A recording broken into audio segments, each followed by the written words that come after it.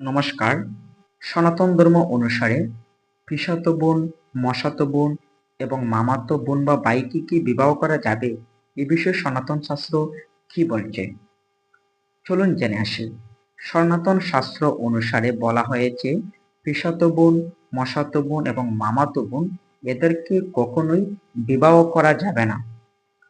সনাতন ধর্মের অন্যতম একটি শাস্ত্র মনু সংহিতার ১১ অধ্যায়ের ১৭৩ নং শ্লোকে উল্লেখ করা হয়েছে, কোনো ব্যক্তি এই ৩ প্রকার ভগিনীকে কখনোই ভার্যারূপে বা পত্নীরূপে গ্রহণ করবেন না। এছাড়াও বলা হয়েছে এদেরকে কখনো জ্ঞাতিরূপে অর্থাৎ নিজের কুটুম্ব রূপে গ্রহণ করা শাস্ত্র নিষিদ্ধ। অর্থাৎ তারা কুটুম্ব নয়, তারা হচ্ছে আমাদের আপনজন। তাদের সাথে কখনোই বিবাহ বন্ধনে আবদ্ধ হওয়া যাবে না এবং এদের সাথে বিবাহ হলে অধঃপতিত অর্থাৎ নরকে পতিত হতে হয়। এবং পিসোতো বোন, মামাতো বোন এবং মসাতো বোন বা ভাই এদের সাথে বিবাহ হলে মানুষ জাতিচ্যুত হয়, অর্থাৎ তারা হীন জাতিতে পরিণত হয়।